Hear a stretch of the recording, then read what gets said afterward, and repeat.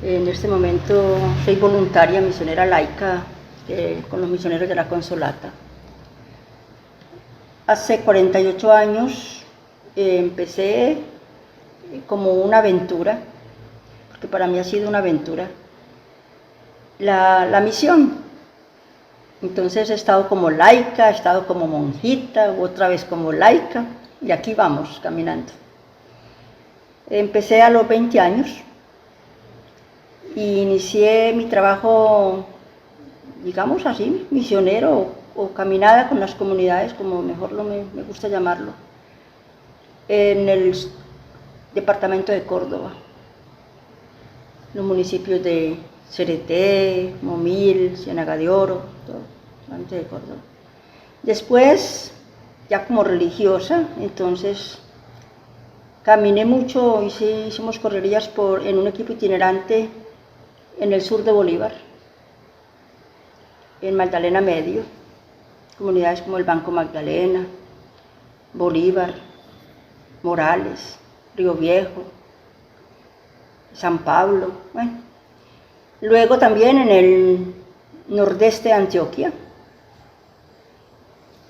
Y finalmente, cuando ya, pues por alguna circunstancia me retiré de ser religiosa, continué como misionera laica, volví a Córdoba, acompañé unos poquitos meses en Córdoba y ingresé al equipo misionero en el norte del Cauca, Toribío, Ambaló, Tacuello, Caldono, con los misioneros de la Consolata. Y allí empecé ya mi aventura, digo yo, y mi aprendizaje, porque fue un aprendizaje con los pueblos originarios. Hasta ese momento no había trabajado con pueblos originarios, las primeras experiencias fueron con colonos, con ribereños, con campesinos. Pero ya a partir de 1994 ya entré de lleno con los pueblos originarios y para mí ha sido un camino de enseñanza-aprendizaje muy bonito. Yo he aprendido, mi vocación de laica misionera se fortaleció con el trabajo con las comunidades indígenas.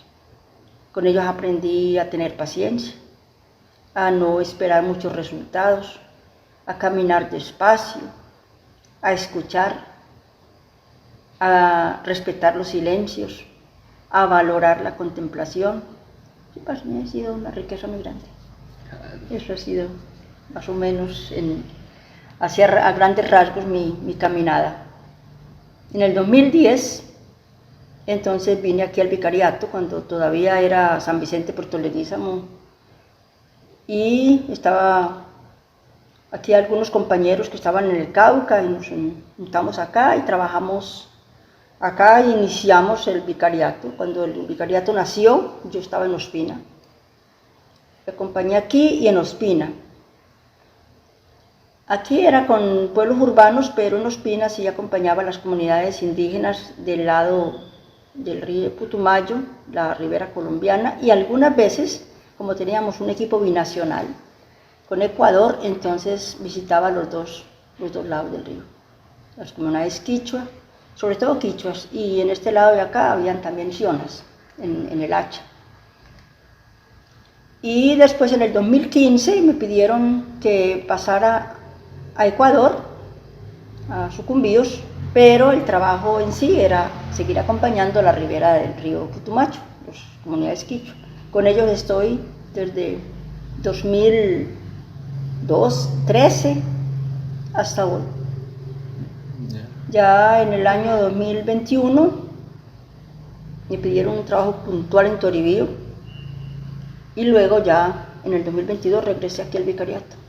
Y este año regresé al Ecuador. Allá estoy en Ecuador, pero en el equipo binacional. O sea, un equipo que abarca los dos vicariatos. Entonces, como mi servicio en este momento es acompañar las dos riberas del río en las comunidades indígenas. Cuando tú empiezas a trabajar, o sea, ¿cómo es ese inicio de trabajo con las comunidades? O sea, o sea, tú ya querías trabajar con comunidades indígenas o fue algo que se dio espontáneo o fue una propuesta, digamos, de algún religioso? ¿Cómo se dio ese proceso? Yo siempre he tenido la opción mía, ha sido no tanto ni con indígenas ni con los empobrecidos. No con los pobres, porque es que la pobreza la hemos tenido como si fuera mala, y la pobreza en sí es un valor. El empobrecimiento es el que es negativo, el que hay que ayudar a la gente a entender que está empobrecida. Entonces yo siempre he hecho las opciones por los empobrecidos. Ahí, ¿cuál es la diferencia entre uno y otro? El pobre es el que tiene una opción de vivir pobremente, vivir con pocas cosas.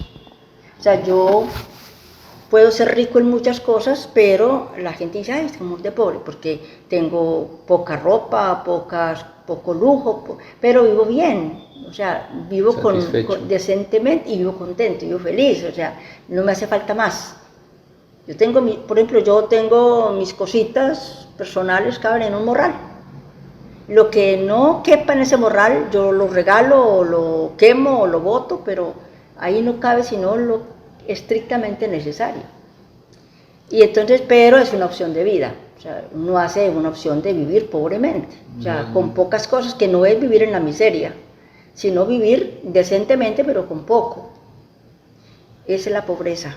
Por eso el Evangelio dice, bienaventurados los pobres. Pero los pobres son aquellos que no tienen el apego puesto en muchas cosas que no los deja ser felices. Entonces el empobrecido es el que se obliga o se le impone. El empobrecido es el que es empobrecido por otro, o por él mismo, por su forma de ser, o por otro. Por el Estado. Entonces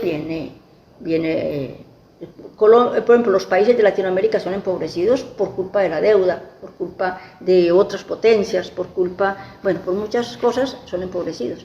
Nuestros campesinos son empobrecidos porque hay terratenientes que son los dueños de la tierra y entonces tienen que ir a que le alquilen un pedacito de tierra. Mi abuelito, por ejemplo, era un empobrecido. ¿Por qué? Porque a él le alquilaban un pedazo de tierra para sembrar la caña o sembrar yuca. Pero cuando sacaba la panelita, le tenía que dar al dueño de los bultos que sacaba. La mayoría de los bultos eran para el dueño y a él le quedaban 2 o 3 bultos. Ese era el pago. Era un empobrecido. Entonces, yo siempre he trabajado, o sea, siempre he escuchado el Evangelio por ese lado. Entonces, a mí no me interesaba que fueran esto, y yo quería ser misionera. Anunciar el Evangelio. En aquel tiempo, pues uno estaba más dado a las doctrinas y a las cosas, ahora no. Y entonces uno iba y enseñaba y catequizaba y cantaba cosas como se hacía la misión antes. Pero uno a medida que va trabajando con la gente se va dando cuenta de que ese no es el Evangelio es otra cosa. Entonces es hacerle ver a la gente que tienen dignidad, que tienen que levantarse de ese empobrecimiento, que ellos mismos, pero que la salida la hacen ellos mismos. ¿Y cómo lo hace uno? No hace milagros, sino caminando con ellos, en las reflexiones, en los conversatorios, en las caminadas con la gente, el dormir con ellos en la casa, el compartir un poquito de chicha con ellos. Ahí ellos van dando cuenta de que son importantes. Y cuando llegué al Cauca, donde yo ya quería seguir como laica, pues a mí siempre me gustó, a mí siempre me gustó, o tenía como el deseo de tener una experiencia en comunidades indígenas, o sea, los pueblos originarios. Pero nunca pensé que se me iba a dar como de esa manera. Yo tenía todavía en el imaginario que los indígenas todavía, pues, una cantidad de cosas, de prejuicios que le meten a uno. Y cuando yo llegué allá, me di cuenta que no. Y una de las cosas que me ayudó a entender que uno está como vestido de prejuicios fue haber entrado a estudiar en el Instituto Misionero de Antropología, que es el IMA, que tiene convenio con la Pontificia Bolivariana. Entonces yo entré allí a estudiar. Y no entré a estudiar porque quisiera ser docente, ni porque nunca me llamó la atención vincularme con el gobierno, nada. Yo quería estudiar ahí para cualificar mi manera de hacer la misión. Y entonces, porque el instituto nació para formar, primero que todo, misioneros, para que aprendiéramos algo de antropología, algo de lingüística, no para que sepan escribir o leer, no, sino para respetar las otras lenguas, para descubrir la riqueza que hay en las otras lenguas y para entender la riqueza, la grandeza de la interculturalidad. Entonces, por eso yo hice Lima y eso me sirvió mucho. Eso me quitó a mí como una vez, entonces ya aprendí a respetar mucho la cultura. Claro, esto digamos que da como pie a preguntarle a la profe sobre, claro, usted llegar con ese conocimiento, ¿cierto? Del interior del país a las comunidades, ¿sí? Y usted viene con ese conocimiento y todo eso que le enseña a uno lo occidental, ¿no? ¿Cuáles fueron esos obstáculos que usted vivió al momento de trabajar con las comunidades? Esos obstáculos que aún se miran de pronto. Cuando yo hice la carta, yo estaba estudiando y me encontré con unas compañeras que estaban conmigo y ellas trabajaban acá en el Caquetá. Una estaba en La Tagua y la otra en San Vicente y eran misioneras laicas de la Consolata. Y yo les pregunté, bueno, ¿y ustedes cómo hicieron para ser misioneras pero sin ser monjas? Y como también era la historia, que si uno para poder ser misionero tenía que ser monja de alguna manera. Y yo, no, monja no quiero ser. Entonces ellas me dijeron, no, si quiere, escribe una carta y vamos donde, ahí está Monseñor Augusto Castro y bueno, y ya listo. Yo ya estaba convencida de que yo viniera para acá. Pero entonces, un día antes me dijo una compañera, mira, que hay un padrecito que es italiano, que también está estudiando, y es del equipo misionero del Cauca, que trabaja. Y yo, de oídas, había escuchado hablar de Álvaro Urquechocué, que era el padre indígena que mataron. Y conocí al padre Antonio Bonanomi, que era italiano, y que pasó, cuando yo era religiosa, a darnos un retiro, y nos habló, mejor dicho, como tenía que ser, y decía que él iba a recibir las banderas del padre Álvaro porque lo mandaban para allá.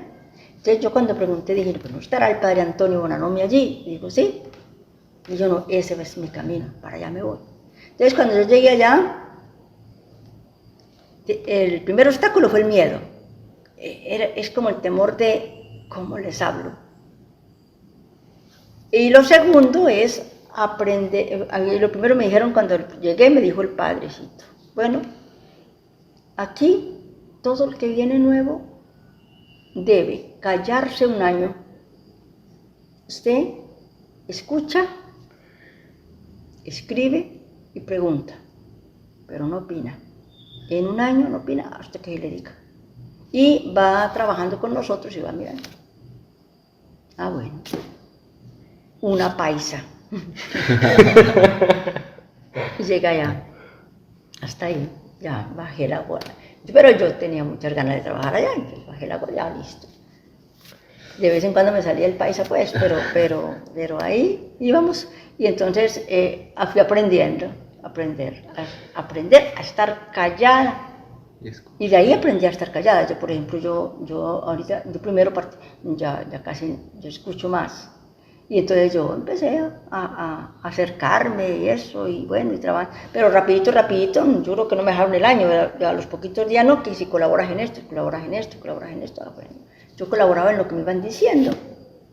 Y los mismos del lugar se me fueron acercando y yo, ya vi, no fue tanto, como tanto el obstáculo, no, fue hasta muy suave y aprendí para mí y fue siempre como una especie de enseñanza que yo me sentí como en la familia, no fue tan traumático y desde ahí vi que ese era el camino, o sea, dije yo sí, por acá es. Ese choque cultural, ¿no? Porque el país se caracteriza por eso, ¿no? Él es espontáneo, él habla, ¿no? Y llegar a una parte que le digan a usted, guarde silencio, escuche, no opine, ¿cierto? Escuche, conozca, aprenda y luego ya puede hablar. Es interesante, ¿no? Sí, había y el norte del Cauca, esas comunidades donde yo llegué, fueron colonizadas por paisas. Entonces había también la otra parte, que allá el paisa lo veían como el emprendedor, como el metido, como el que llegaba, como el que tenía tierra. O sea, los dueños de los grandes terratenientes allá, lastimosamente, eran paisas.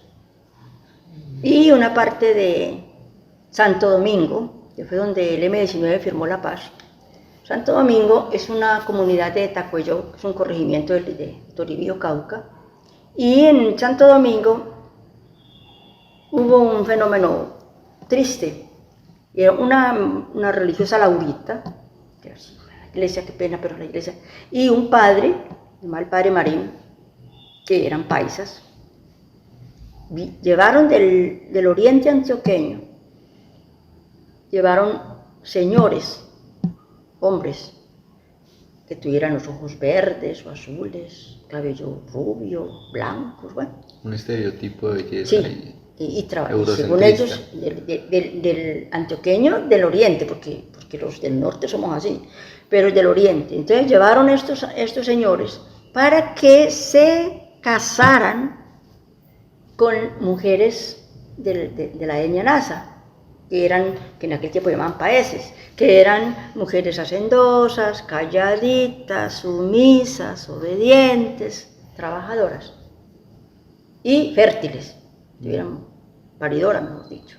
Entonces los casaban y decían, está escrito. Yo en el trabajo de grado que yo de la licenciatura, yo narro eso, con tristeza por narro. Entonces decían, es que queremos componer la raza. Y entonces componer la raza era, pues, imagínense, no era que el indígena se casara con la blanca, no, era que el paisa se casara con la indígena.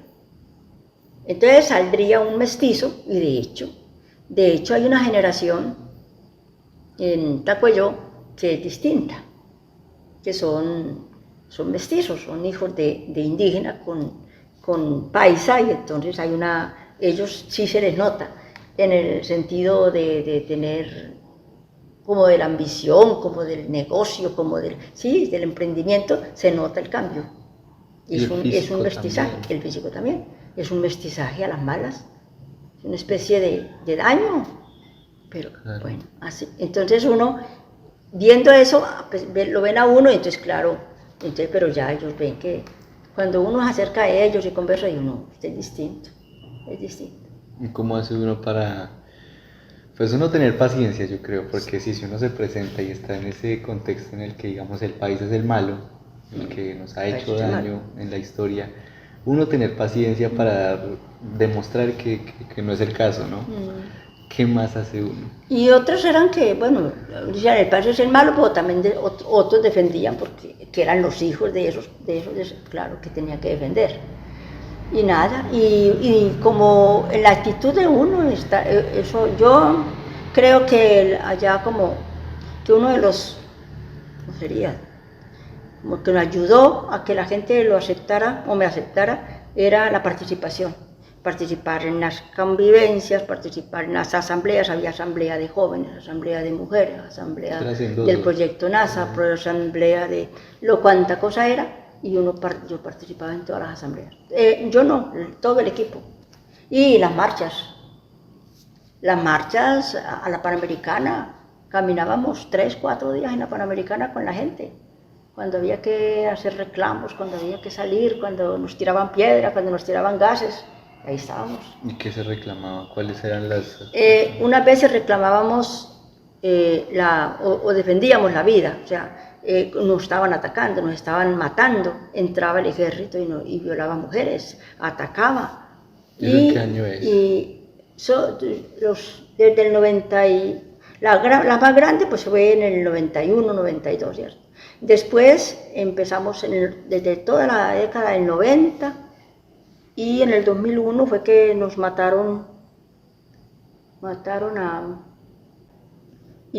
100 compañeras, y los partían con la motosierra y los tiraban por por el precipicio. Entonces, claro, toda esta gente tuvo que salir desplazada, no eran indígenas, eran campesinos. Y nosotros, el CRIC convocaba y todos salíamos.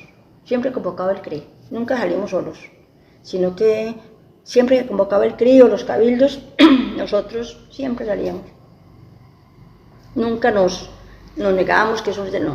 Cuando en el año 91 mataron 20 muchachos y muchachas, también habían unos adultos, pero la mayoría eran jóvenes, lo mataron en una hacienda, y entonces la policía llegó, y la policía los mató.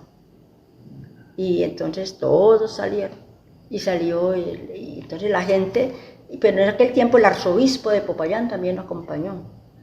Cuando ya nos tocó a partir del 94, un obispo muy amigo, muy uribista, ese tipo no nos ayudó en nada. Entonces salíamos solos, pero el equipo misionero todos salíamos a la Panamericana. Y entonces eso a la gente le llegaba. Y que nunca fallamos en las asambleas, en las organizaciones, en los rituales, ahí estábamos. O sea, ellos se dieron cuenta, y ellos de hecho, ellos dicen, la iglesia es una y el equipo misionero es otra. ¿Por qué? Porque nosotros siempre estábamos con ellos. Las asambleas, el aniversario del Padre Álvaro, cuando lo hacíamos cada año, y las asambleas nuestras de animadores eran de 500 animadores, 300. Mujeres, el movimiento de la mujer allá era muy, muy fuerte. Entonces cada año hacíamos una asamblea Entonces todo eso, toda esa vivencia. Yo ahí sí tengo una pregunta, sí, su merced dice, el movimiento de la mujer es muy fuerte en temas, yo imagino, de empoderamiento. La mujer tenía una participación activa en la sociedad para la época, ¿no? Porque la época, digamos, su merced nos dice que llevan gente de paisas para que se casen. Sí. Entonces, ¿cómo es ese ensamble si la mujer era activa y reñía con los estándares de la época? Cuando fueron las Lauritas y este padrecito, póngale por ahí al año 50, la recuperación de tierras arrancó, la pelea por la tierra arrancó desde el 30. Después, en los años 50, llegaron todas estas colonizaciones, eso no dio resultado, que era con Quintín Lame. Después, en los años 70, 71, 72, se fundó el CRIC.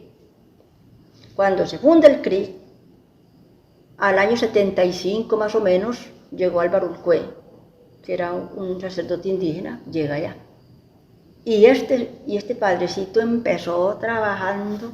Lo primero que hizo fue no permitir que un blanco más fuera padrino de bautizo, porque todos los ahijados eran peones de estos blancos, o sea, de los terratenientes, de los paisas. Entonces comenzó a prohibir que fueran padrinos. Los padrinos tenían que ser ellos mismos. Segundo, él se iba, y como allá, ¿qué hacían los dueños de los negocios en ese momento, cuando llegó el padre? Ellos llegaban y tenían las pesas donde pesaban el café, las tenían arregladas, de manera que pesara menos. Y les pagaban con chirrincho, trago, pero ese tapetusa, ese malo, chirrincho y carne medio podrida. El pobre hombre se tomaba su chirrincho, como, qué borracho, no es que sea borracho, es que qué más esperanza le queda a un pobre hombre que no tiene tierra, que no tiene nada, que viene, pues eso. Pero eso es replicación del proceso que se hizo acá, ¿no? Con los portugueses, que son ellos los que empiezan a hacer esa forma de pago, ¿no? Con el trago y emborrachar al otro hasta que se le olvidaba que había trabajado. Se le olvida todo. Entonces se tomaba el chirrincho, se dormía en el piso ahí, y ella dejaba la carne, se le podría ir. Entonces el padre comenzó a coger a los borrachos, los llevaba a la casa cural y les daba una bañada a la macha. Los bañaba bien bañados y les hacía hacer un caldo caliente. Les daba ese caldo, les acostaba a dormir. No les decía nada. Los bañaba, les daba el caldo. Cuando al otro día se les despertaban, los cogía y les daba la catequesis. Bien tal. Y entonces con eso fue entonces el padrecito ese fue cogiendo y poco a poco fue fundando, y fundó en el año 79 un proyecto que se llamó Marchemos Unidos, Y al año fundó el proyecto NASA, que es el gran proyecto Planes de Vida de allá del norte del Cauca. Entonces, cuando fundó eso, era unir, el objetivo de ese proyecto era unir a 3 resguardos, que eran Toribío, Tacuello y San Francisco, 2 resguardos más el municipio, que se peleaban porque el uno era conservador, el otro liberal y el otro comunista. Y entonces se daban en la cabeza, movidos por esta gente terrateniente, claro, que eran los dueños de las haciendas. Entonces el padre llegó y empezó a motivar a esta gente. Y entonces comenzó la lucha y se recuperó la tierra. O sea, se siguió recuperando la tierra. Y la tierra se fue recuperando en toda esa década del 70, 80. Entonces, todos esos terratenientes, ya títulos, otros están, no sé cómo quedarían, pero bueno, total que todos los terratenientes salieron. Otros decidieron, como ya habían hecho amistad con la gente, se quedaron ahí, visitaron sus tienditas y se quedaron ahí amigablemente. Pero la mayoría salió. Y esas fincas fueron entregadas a las comunidades indígenas, que se organizaron las fincas comunitarias. Y así fue que se fue. Entonces ahí en ese contexto, en el año 80,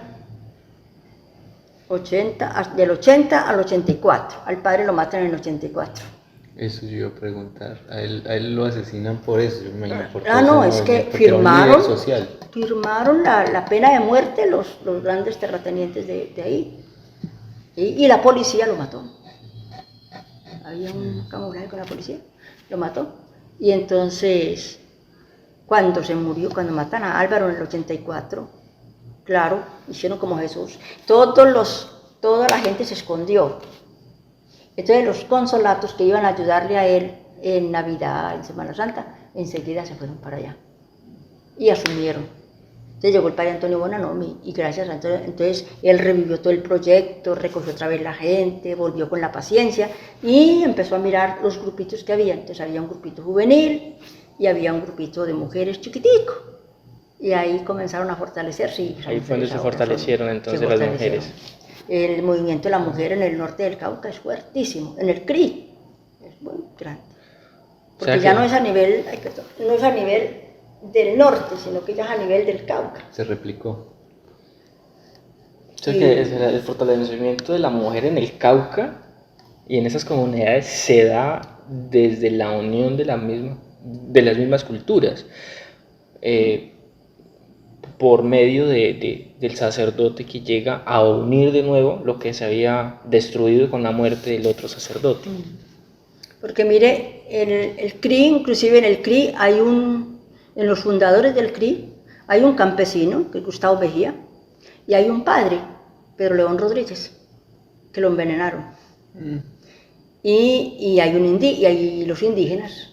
Entonces, el CRI ahí en el CRI también la iglesia también se metió a ayudar a recuperar la tierra. Y a Tiberio Fernández también lo matan, junto con una sobrina de él, porque trabajaba en la recuperación de la tierra. Entonces, allá hubo mucho mártir por eso. Pero entonces eso valió y muchas mujeres han muerto también, pero siguen adelante. Y así fue como se fortaleció el movimiento de la mujer y el movimiento juvenil. Pero el movimiento juvenil allá no es los jóvenes que van a misa y cantan con panderetas. Allá el movimiento juvenil fue fundado, y no como grupo juvenil, sino como movimiento. Ahora está a nivel de todo el Cauca con el CRI. Y ese movimiento nació allá en Toribío para defender a los indígenas que venían a vender el café. Entonces el padre Álvaro, ¿qué hacía? Mandaba a las esquinas del pueblo a los muchachos, para que entraran con ellos, con los indígenas, y cuando fueran a vender el café, ellos miraran que sí les estaban pagando. Porque ¿qué hacían estos benditos? Llegaban y cogían los billetes de peso. Y arriba dejaban los... Como era un montón, claro, ellos no sabían, entonces yo veía, aquí hay 20 pesos, pero aquí hay 10 pesos, un montón. Podían ser 5, pero ellos veían que aquí era más grandecito que este. Sí. Entonces, todo entra por los ojos, diría por ahí, ¿no? Entonces los engañaban así. Les daban eso y con eso esos ladrones. Y entonces, claro, el movimiento juvenil nació para eso, para concienciar sobre eso, y es de corte político organizativo. También va, cierto, porque es abierto y en este momento es ecuménico, o sea, y también puede de cualquier iglesia o que no tenga ninguna religión. O sea, no es que tenga que ser católico. Y en el movimiento de la mujer lo mismo. No necesariamente tenían que ser mujeres católicas. Era abierto a todo. Era Ahí muy tengo, interesante. allá, digamos, yo me imagino también que el proceso con los indígenas se da porque ellos no sabían contar, no sabían leer. No. En ese proceso yo me imagino que hay un tema de pedagogía, de enseñarles, y en ese tema de enseñar a leer hay gente que no quiere. Eso hay que reconocerlo, ¿no? O sea, si en mi vida yo ya soy mayor y nunca me ha hecho falta leer o escribir o contar, ¿para qué me voy a poner a desgastarme en eso? Hay personas que no quieren. ¿Cómo se entra a negociar con una persona que no quiere? Empezaron con la formación, porque curiosamente al NASA, al indígena, sí le gusta formarse. De hecho, cuando Álvaro llegó, no había colegio ni nada. Entonces él fundó 2 escuelitas bilingües, donde se enseñara el Nasayugüe, que es la lengua propia, y el español, porque era necesario para poderse defender afuera. Porque la mayoría hablaba solamente el Nasayugüe, y cuando llegaban a la escuela, que era la única escuela que había, era la de las Lauritas, los arrodillaban sobre granos de maíz hasta que hablaran español, porque esa era la lengua del diablo. Entonces los trataban, es una cosa terrible. Entonces los papás, hay una generación que perdió la lengua por eso.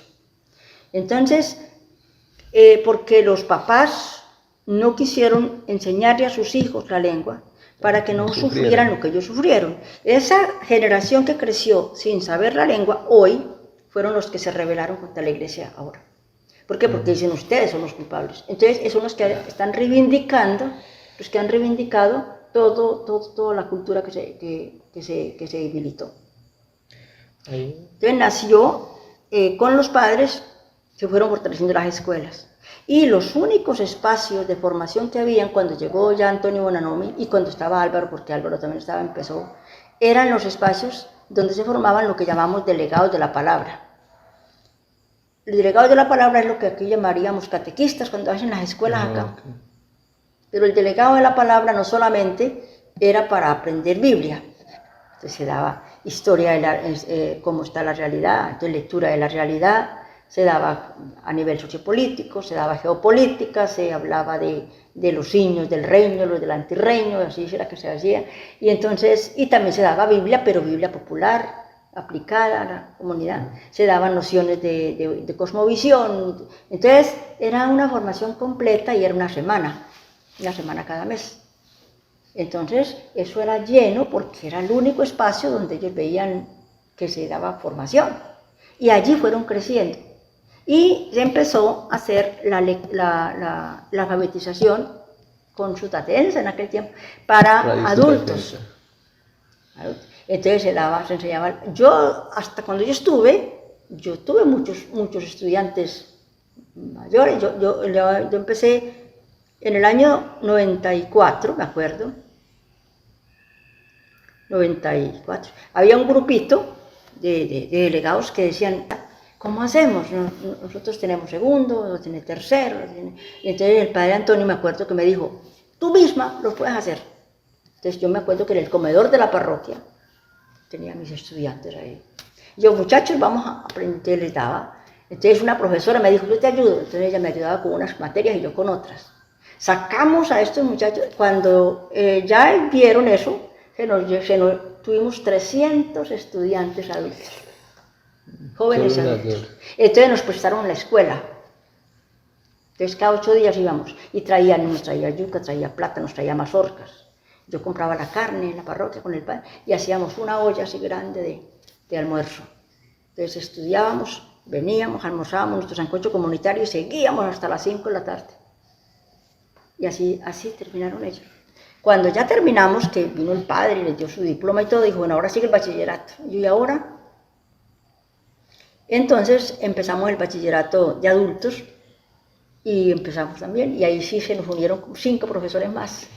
Entonces después vino el alcalde dijo, les vamos a dar una bonificación a los profesores, porque todo era gratuito.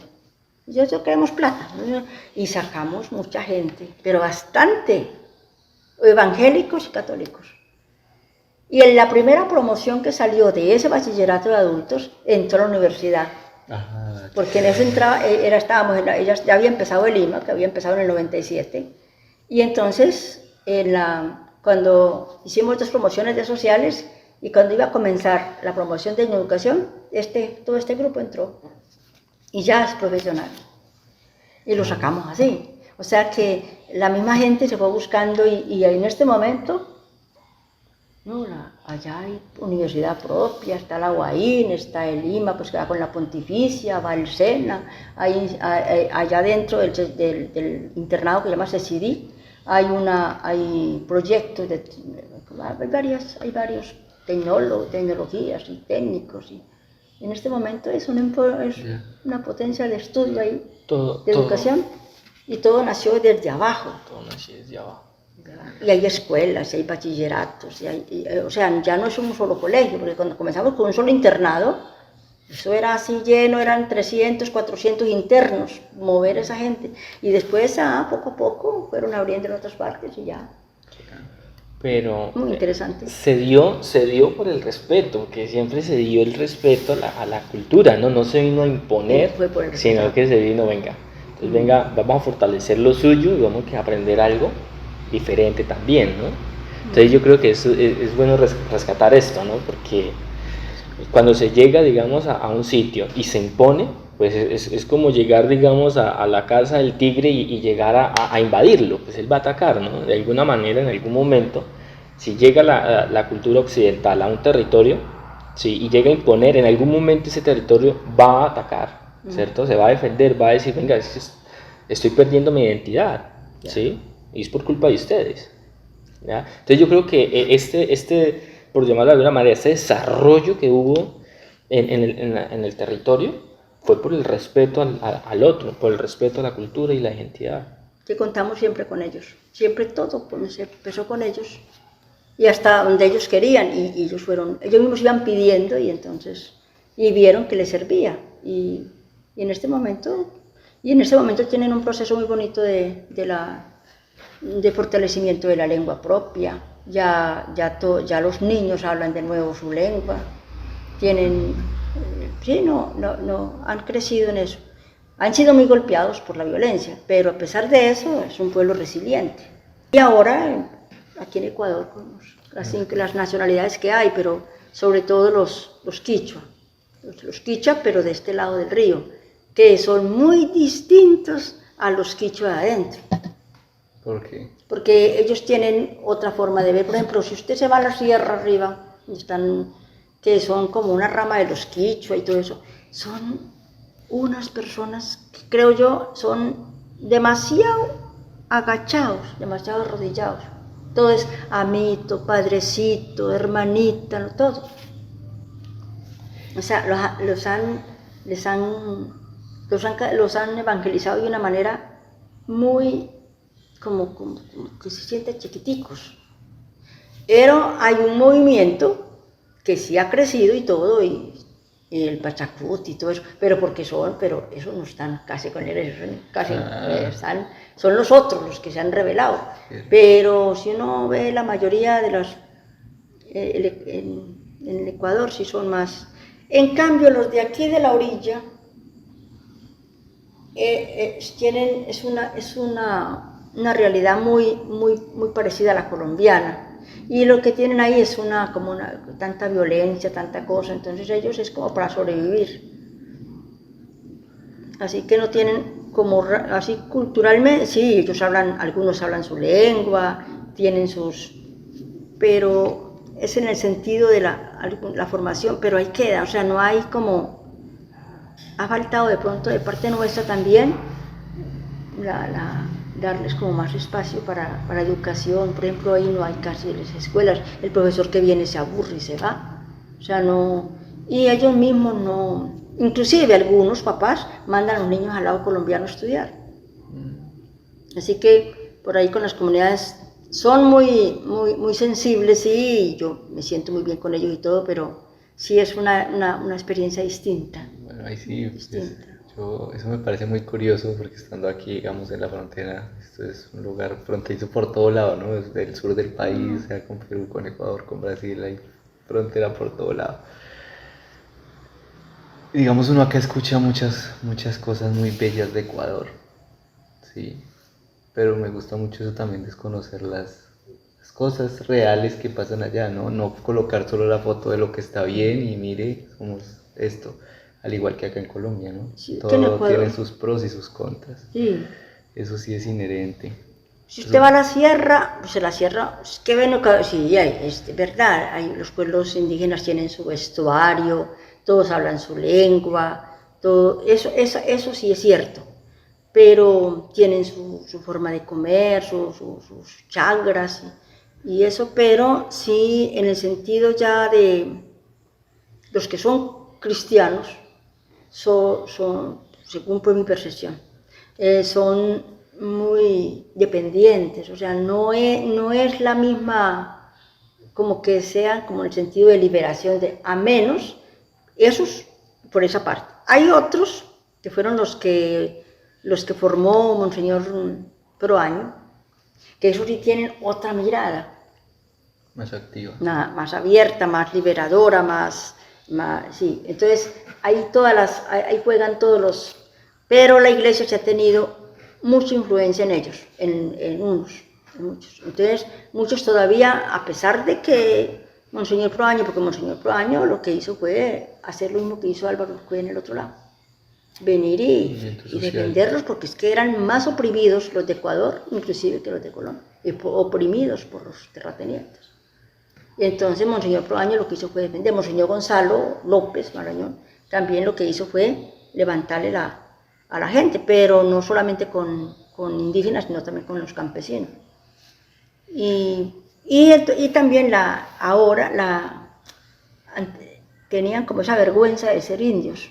Hoy no, hoy ya eso sí se ha logrado, que hoy son orgullosos de ser indígenas. Pero hubo un momento en que yo lo vi una vez.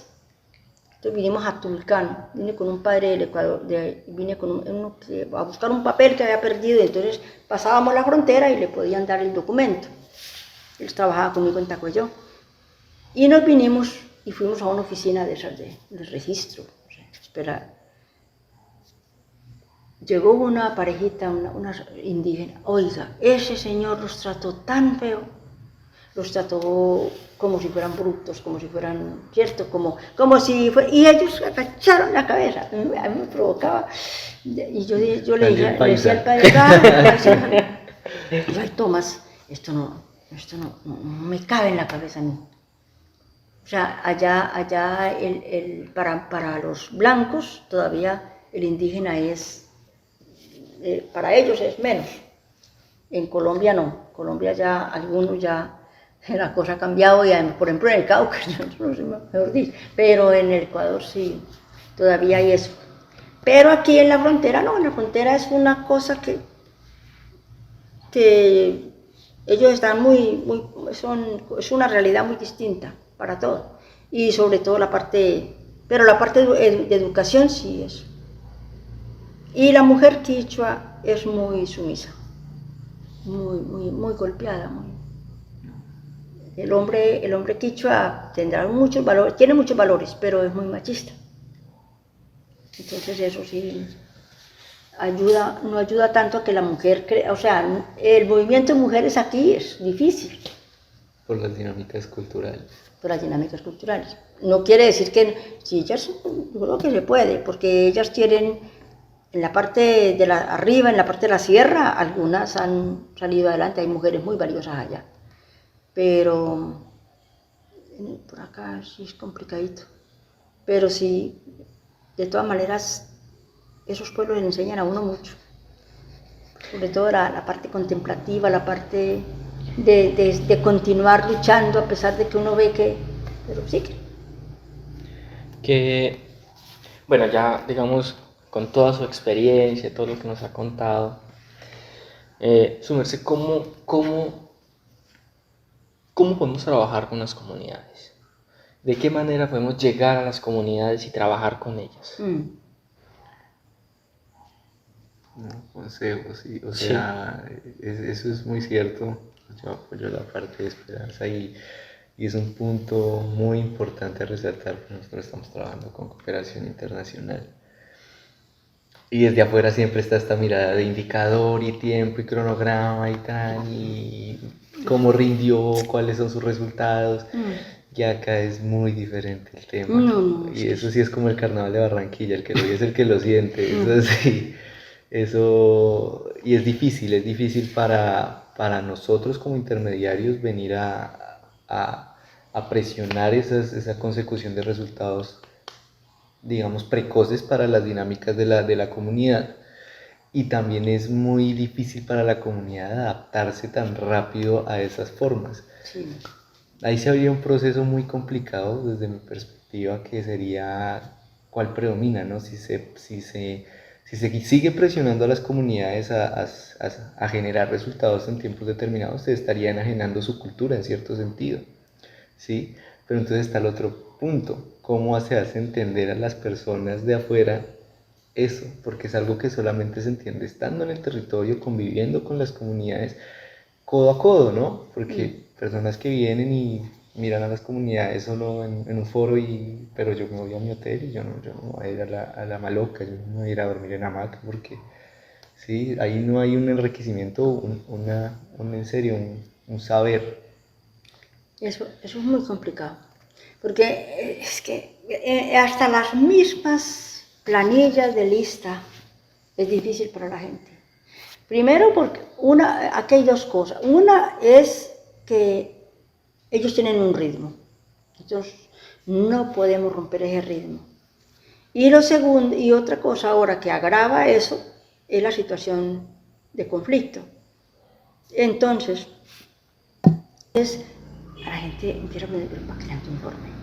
¿Qué es lo que están preguntando? ¿Y para qué? Entonces, por un lado. Y por el otro lado, hablamos mucho del paternalismo.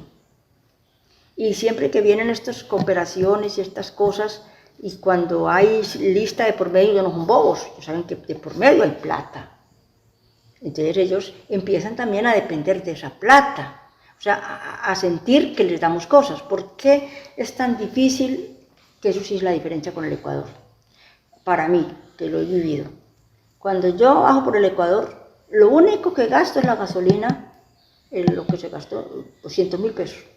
Es lo que nos gastamos nosotros bajando de Puerto El Carmen hasta Tres Fronteras, Ecuador.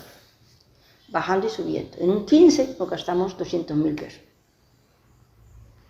No hay que traer más nada. De pronto yo llevo una libreta de café, un poquito de azúcar, panes para los niños, confites, pero no hay que llevar nada más. Allá le dan a uno platanito, chicha de yuca, pescadito. Y si hay cacería, pues cacería. Nunca le dicen, donde uno llegue, algo habrá. Así sea un tazón de chicha, pero hay eso. Sí, es por ahí. Cuando estaba en el Cauca, igual. Nunca yo llevé al Cauca, hay que salir a la correría con un bulto de mercado. No. Váyanse por el Caquetá abajo. El Caquetá abajo toca llevar 3-4 galones así, con panela, con arroz, con azúcar, con café, con todo. Y una vez le dije, no, yo sí no va. No, es que si no llevan, no te dan comida. Y yo, si no me dan comida, no vuelvo. O como frutas. Pero es que yo no puedo hacer eso.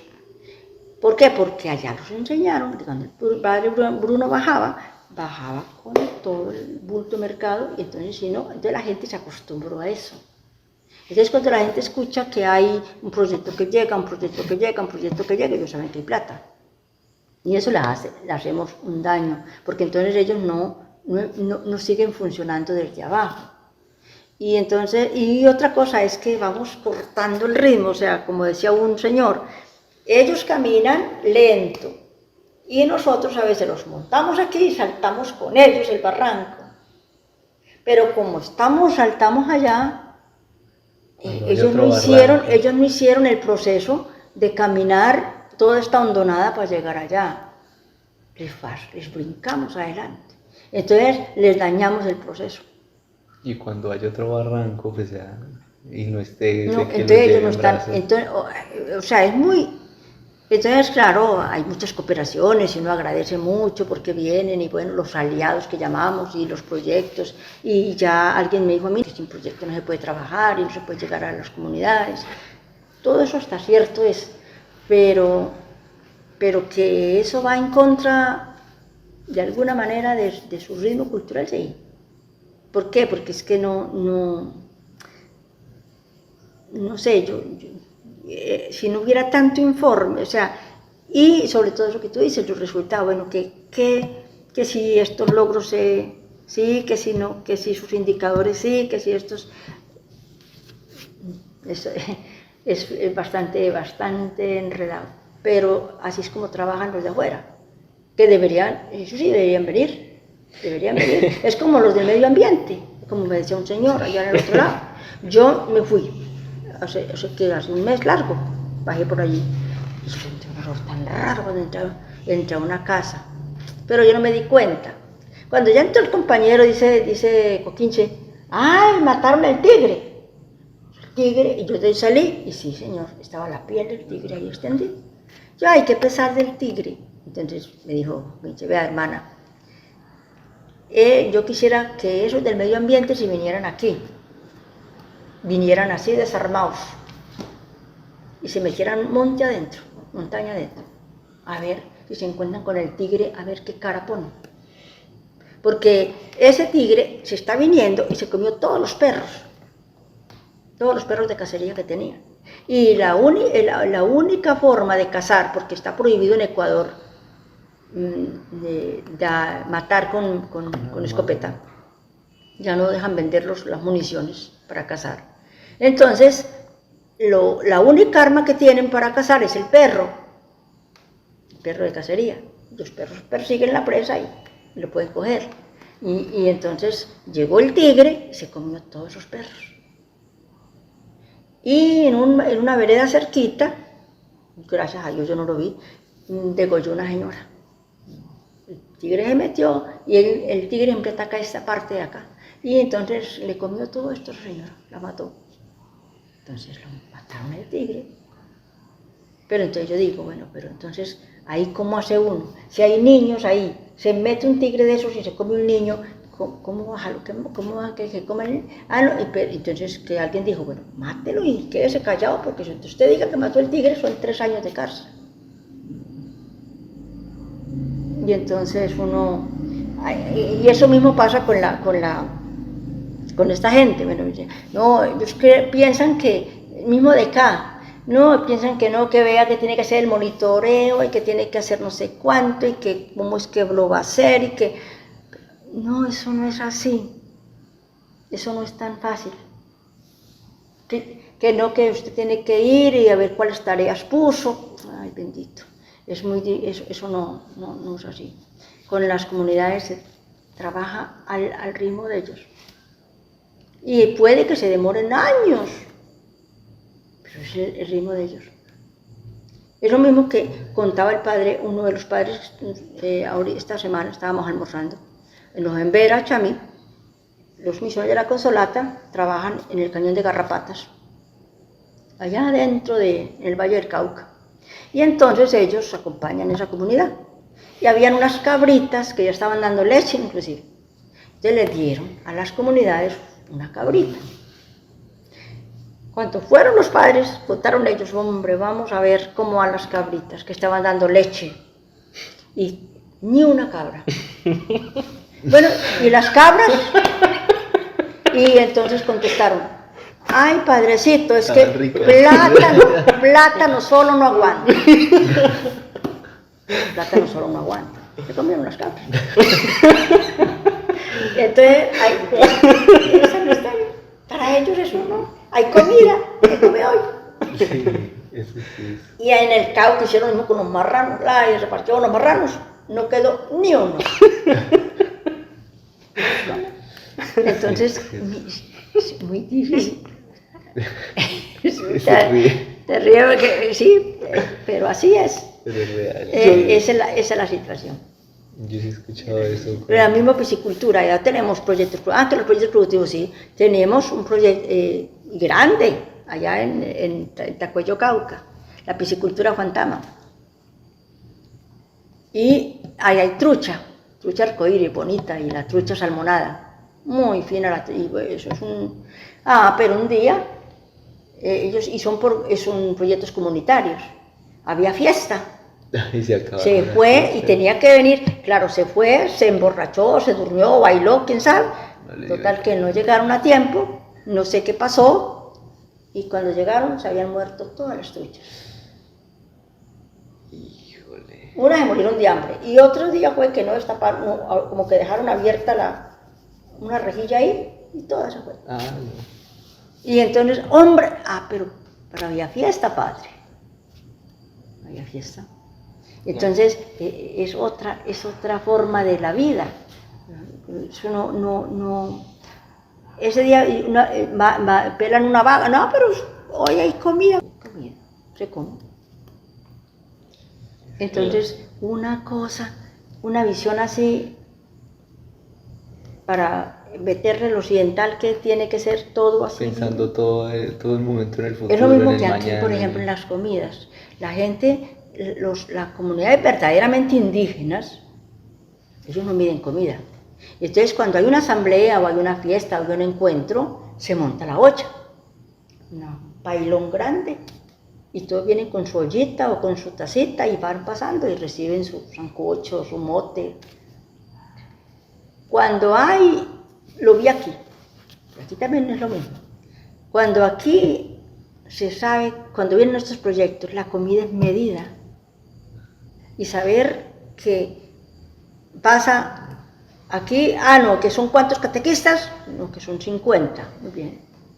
Pero no pueden hacer 50 platos, porque los catequistas, el uno trae al hijo, el otro trae a la hija, el otro trae al chiquito, el otro trae al bebé, y sea el bebé, sea el chiquito, sea el otrico, ellos también comen igual que los grandes. O sea, aquí no es que porque usted es chiquito le van a dar más poca cantidad y al otro le van a dar no, usted le sirven parejo. Si usted pequeñito no es capaz de comerse eso, pues se lo zampa la mamá. Pero ellos comen todos igual. Entonces, si una familia trae 4 niños, como nos ha pasado, ya no son 50 almuerzos, son 54. Entonces uno tiene que, siempre nosotros cuando cocinábamos nosotros así, que era con las uñas, que no teníamos proyectos ni nada, que lo hacíamos nosotros mismos, entonces uno siempre decía, bueno, van a venir más o menos 50, vamos a poner 70, porque sabíamos que se nos van a reunir 20. Y para un indígena, no ver a la persona que está ahí en la fila y no darle la comida es una maldición. Eso uno a veces no entiende que para ellos eso es duro y que para ellos eso está y el pecado grave, uno de los pecados graves, sobre todo en los nasa, un pecado, en los pecados que ellos tienen, el primer pecado es la tacañería. Ser tacaño es un pecado. Ser infiel y tener 3 o 4 mujeres no, pero ser tacaño sí. Curioso. La infidelidad no es pecado. Pero la tacañería sí es un pecado. Entonces uno dice, bueno, ¿y entonces cómo? Entonces, no, ese padrecito ese es muy amplio, pero ese es un tacaño. Y entonces uno por eso allá montaba la olla, no que nada, usted monte un hoyón ahí y para todo el mundo hay comida. Cuando hacíamos fiestas, hacíamos celebraciones, la olla toda, así se aguapanela nomás, con un pancito, así. Entonces se da aguapanela con pan. Ahora en la universidad, unos años después, empezaron, antes, cuando teníamos, por ejemplo, los encuentros, las integraciones, hacíamos para todos lo que hubiera. Después, de un momento a otro, comenzaron también con las mismas ideas, que llegaban profesores de afuera, que era mejor no sé cuánto, que con tarjetica, que no sé cuánto, que con mesitas con empezar a medir. Y comenzaron a hacer eso. Entonces yo nunca más Entonces yo un día en el salón les dije, muchachos, a mí no me vayan a invitar a las despedidas de ustedes. Ay, profe, no me inviten, porque pasa eso. Ustedes son indígenas, compañeros, pero ¿cómo se les ocurre? Y negros, imagínense, porque allá son negros, indígenas, campesinos. Y aquí se hacía así, porque todos somos comunitarios, para que ustedes me vengan ahora con tarjetica, y entonces que los que duermen aquí, porque a veces quedan aquí hospedados, estén parados en la puerta, viendo a los profesores y al grupito pequeño allá comer en manteles y todo. No, qué pena, pero así no se puede. Se pierde el Vamos de para atrás comunitario. como el cangrejo. Y entonces eso puede pasar aquí también. Cuando yo veo esas filas acá así, a mí me da cosa, dije yo, porque entonces ahora últimamente que ya están también trayendo que contratan, claro, con mayor razón ponen o un poquitico así, la gente puede con hambre. Es mejor darles un platado de frijoles y todo el mundo queda bien. Entonces yo sí lo veo muy difícil, y logros y resultados y eso, una de dos, o uno es sincero y dice, qué pena, pero aquí esto no funciona así, o maquilla como mucha gente maquilla. Entonces eso es una mentira, porque para mí, ¿para qué se va a maquillar? Si es que no se logra. Entonces hay que seguir luchando, lo que hay que seguir haciendo es concienciando a estos que vienen a colaborar, y esos cooperadores y eso, y si no, es que estamos en una cultura completamente distinta. Y hay que hacer un proceso, pienso yo, mínimo de endoculturación, porque la endoculturación no la hace solamente el de adentro uno nace y aprende en la casa, eso es endoculturación, pero el que viene de afuera, y que quiere hacer algo en y que realmente quiere entrar con la comunidad, tiene que hacer el proceso de endoculturación. Y es un proceso lento, como un chiquito, cuando uno está pequeñito, uno aprende ya poquito. Porque otra cosa es, pero si yo vengo y impongo, entonces estoy obligando al otro a que haga un proceso, pero de aculturación, Sí. que es distinto. Entonces, la persona se acultura porque yo le impongo lo mío, pero yo lo que debería hacer, si es realmente que yo quiero estar con ellos, es hacer yo mi proceso de endoculturación. Y otra cosa muy distinta es que venga un estudiante por allá de cualquier universidad y llega y se sienta, y yo me los encontré en Numancia, mambiando, acaban de llegar.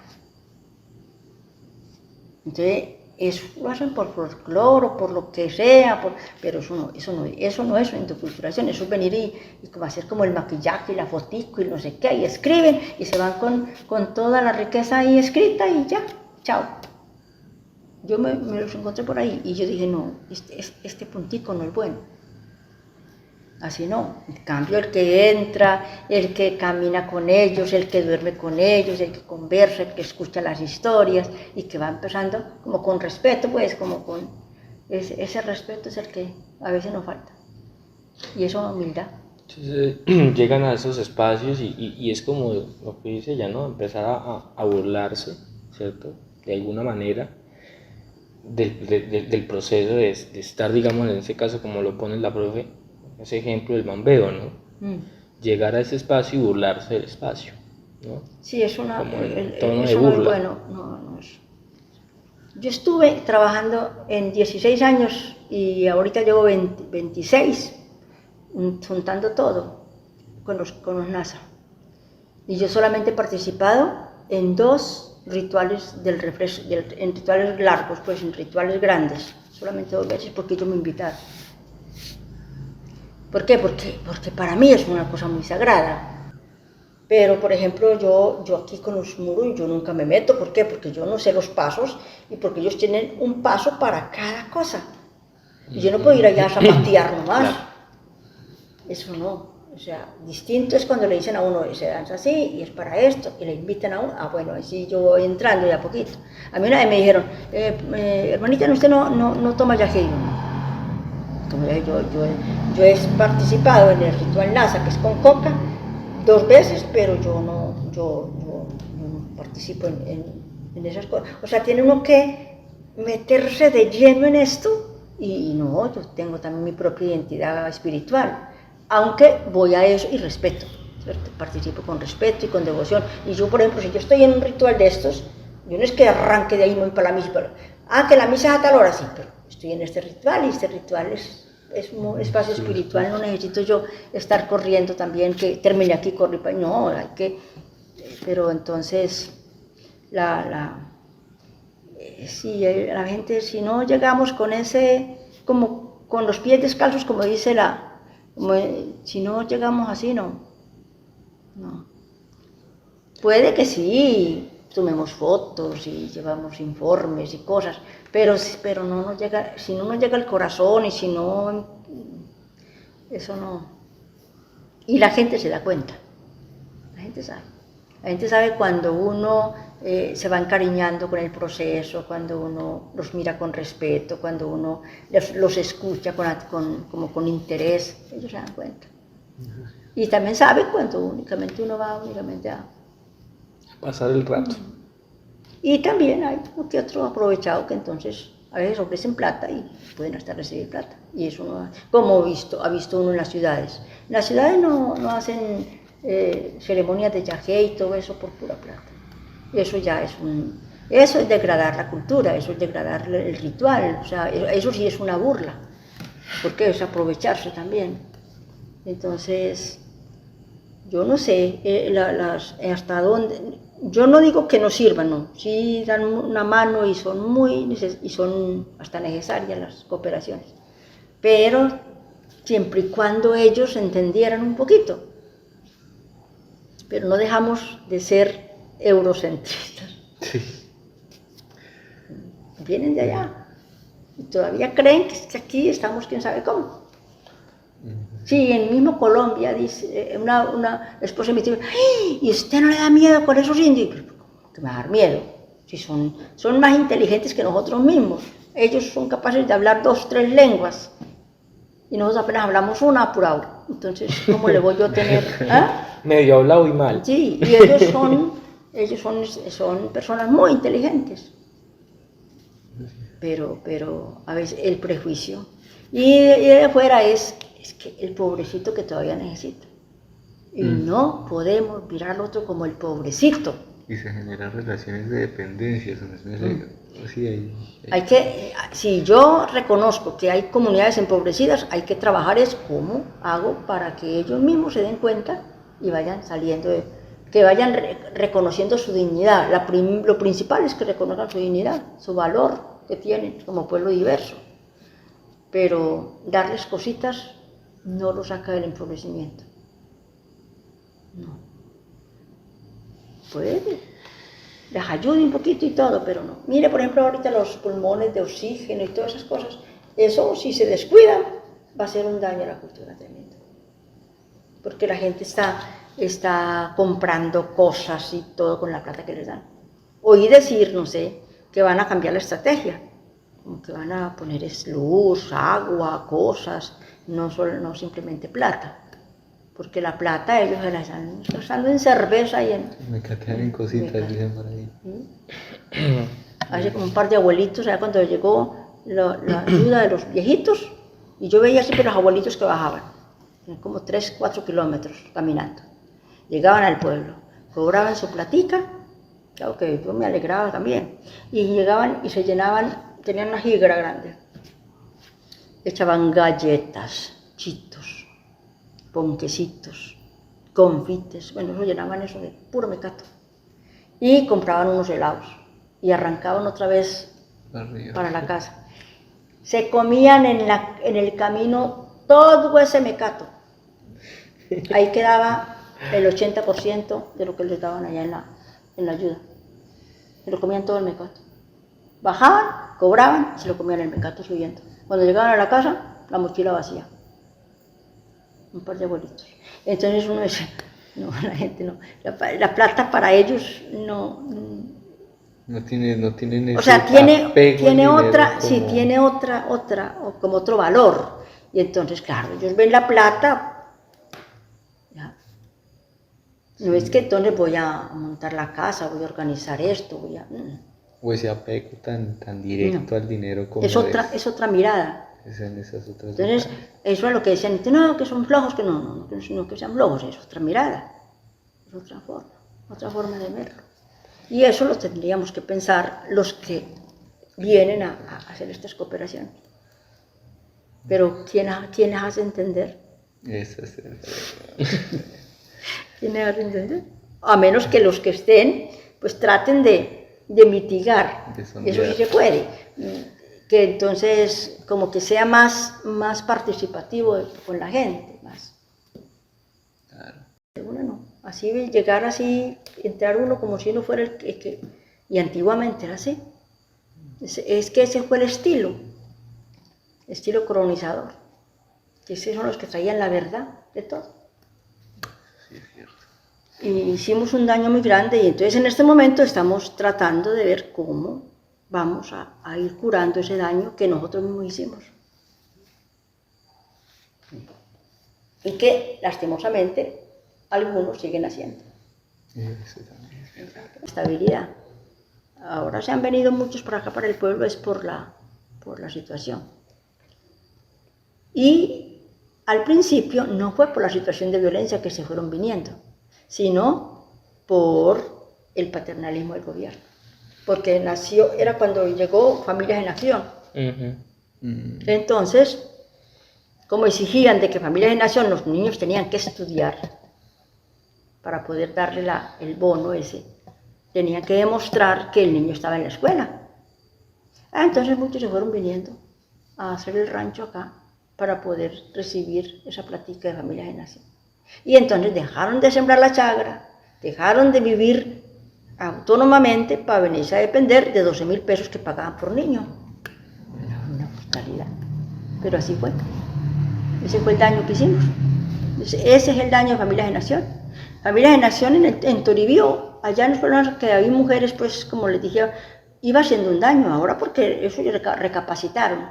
Pero el daño ¿cuál era? Que entonces todas las mujeres, o muchas, en vez de ir a las asambleas de la mujer, no podemos porque hay reunión de madre líder, hay reunión de no sé cuánto, hay reunión de no sé qué, y nos van a dar la platica.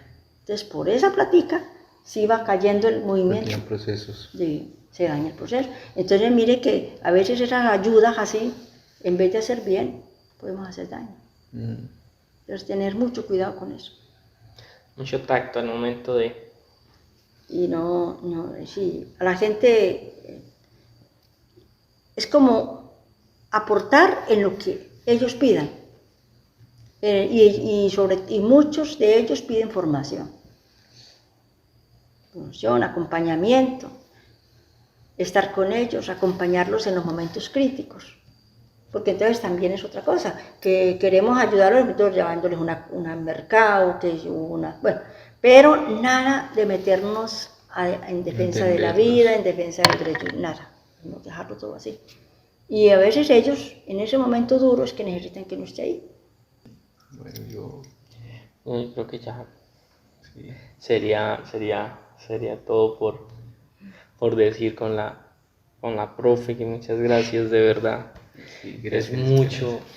Y yo sé que queda mucho, ¿no?, por hablar, pero el tiempo Ha sido ya... un conversatorio sí. así. Claro, hablar con tanto conocimiento ya de tantos años, trabajando con comunidades, y no solamente indígenas, sino campesinas. Entonces, vivir tantas problemáticas sociales distintas, ¿no? Entonces todo eso como que intriga mucho, y qué chévere seguir escuchándolo en algún otro momento. Sí, algún día. Sí, como se lo dijo, uno se enamora y Tienen tal que que se va quedando. Y sí.